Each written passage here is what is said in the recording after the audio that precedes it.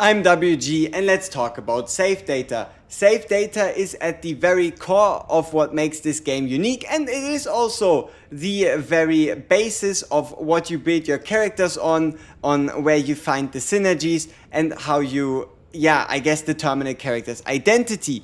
The other thing is that save data might just be causing the most confusion right now, and that is due to it never being properly explained anywhere. So let's talk about save data from everything from the very basics to more advanced shenanigans. Very much first off is save data value. Save data value is determined just by wording rather than by a number, ranging anywhere from very low to high. So high is the highest amount of save data you'll be able to find, and it is to be assumed that on high, so the 6th difficulty with save data value high, you'll basically be able to save everything that you were to add into a deck. So if, for example, you were frustrated on losing like a card or any other weird shenanigans happening with save data, that just means you were going over the save data cap, and the game, or I guess the game's equivalent, would be your character not able to remember what they experienced during the chaos run. This would be like the lore equivalent.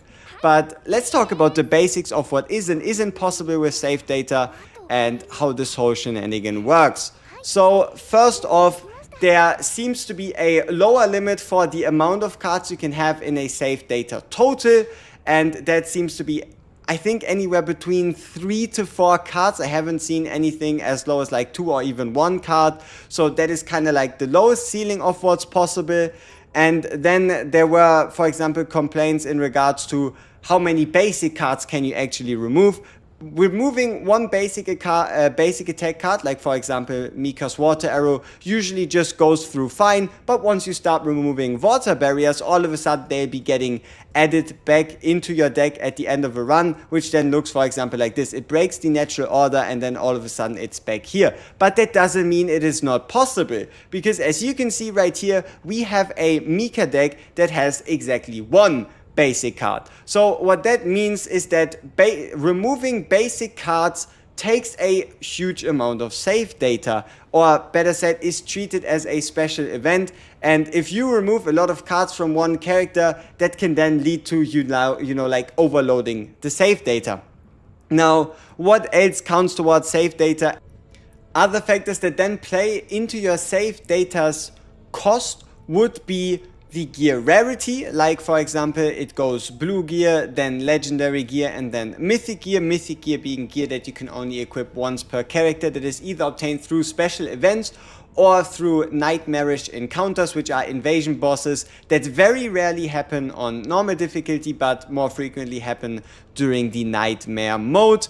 And then you also have your standard cards going anywhere from white to blue to gold. These, and then I guess you could say the crowning cards would then have to be monster cards. Let's see if we can find an example right here. That is, for example, this card right here. Monster cards, you can also kind of tell it by the border. Monster cards also have a very high save data value, meaning that if you stack Godly Epiphanies, monster cards, copied cards, replicated cards, it's then very easy to like surpass the cap and then lose something in the process.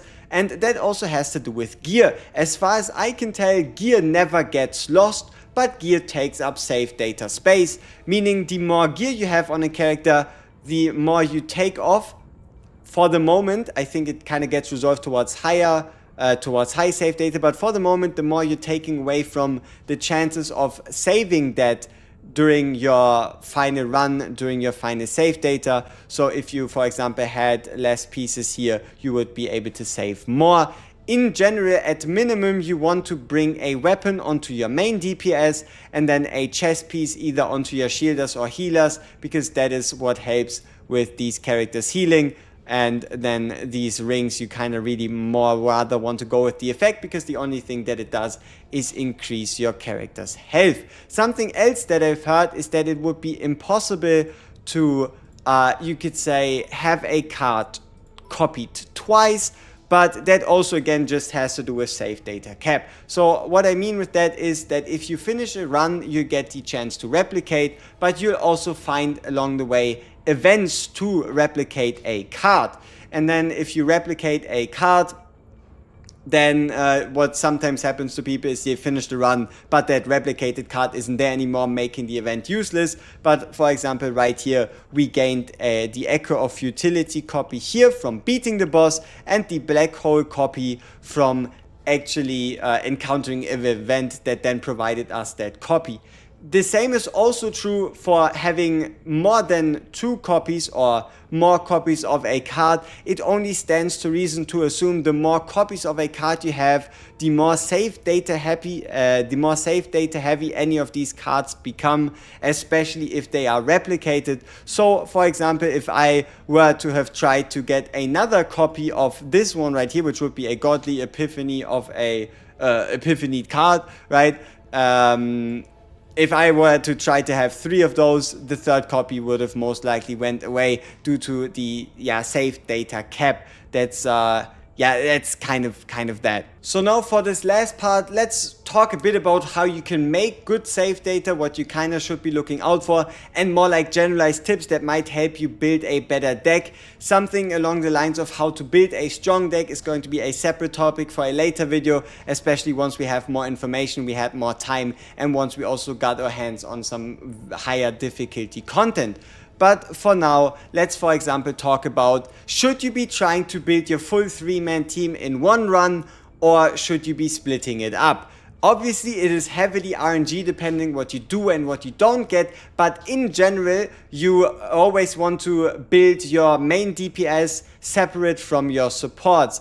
Having all these cards line up perfectly, having all the events line up perfectly to build all 3 characters at the same time is very, very unlikely. So always investing most, if not all, of your resources into your main DPS is advised, giving him the highest chance to get the most valuable cards, the highest chance to keep all of those, and then building your supports is something you can either do or get happen during the farming process for the character, that just happens on the side, or something you can more specifically target later, like for example how I've never actively grinded for Rin, say Ray save data, but I have like multiple save datas that do or don't work with certain characters just better due to the way these runs just naturally came out to be, like for example how this one is pretty damn good for, let's say, someone like a Rin. And yeah, that's kind of that. You should always mainly try to focus on your DPS first, have that saved, and the supports are more of like a happenstance. And with your Epiphany events, I would always kind of try to like target your main DPS. Now, on the note of cards that you should be looking for to upgrade, if you get anywhere close to like an Epiphany event during a Chaos run, that is what you should be looking out for. Always trying to look out for that Epiphany option, because the more you Epiphany your characters, the more likely it will also be for these cards to like Epiphany a character as in get all your 8 cards, and then it will be more likely for you to get the upgrades into the enhanced versions, the 1 out of 5s for that character. And also what you should be looking out the most for cloning cards is kind of trying to like identify what makes your character strong. So simple examples of this would be trying to clone Anchor Shot or Anchor Pointer, which are the main mechanics of Haru, the ability to shoot the anchor and deal damage with it because it stacks, or the ability to get a anchor back from anywhere in the field.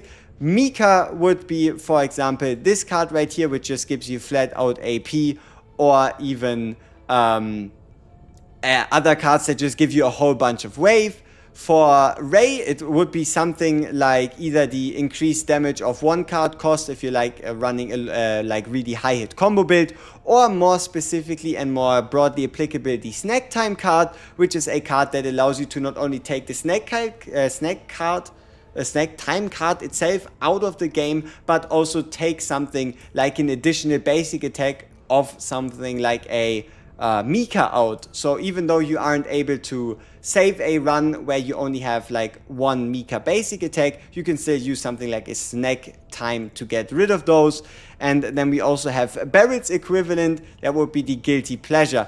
In general, what you are looking for is card draw and AP gain are the main benefits that you are looking to kind of clone, replicate, duplicate, enhance, promote for your cards.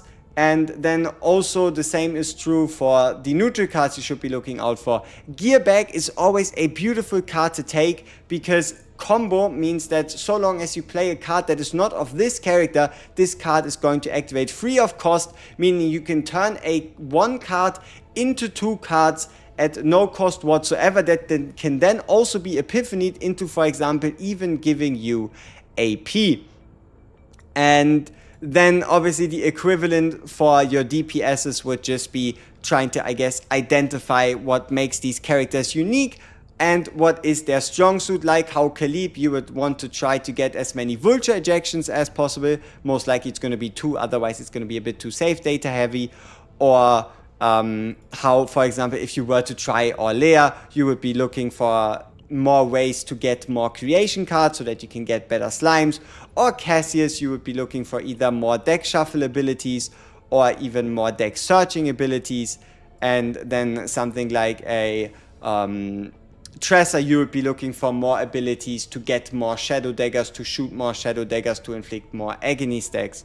So that is kind of what you should be looking out for. And as I've mentioned before, kind of trying to talk about which cards are and aren't good and how to do and not do certain things during chaos runs is a bit too heavy a topic to be discussed in this video right here, and I'll be trying to like concentrate it into one video in the future. So yeah, I hope you were able to learn or take something away from this. And the most important part at the end of the day still is try to have fun. This is a PvE game. It is you versus yourself. And don't let anybody tell you that your character is trash. You can make every character in this game work as long as you try hard enough.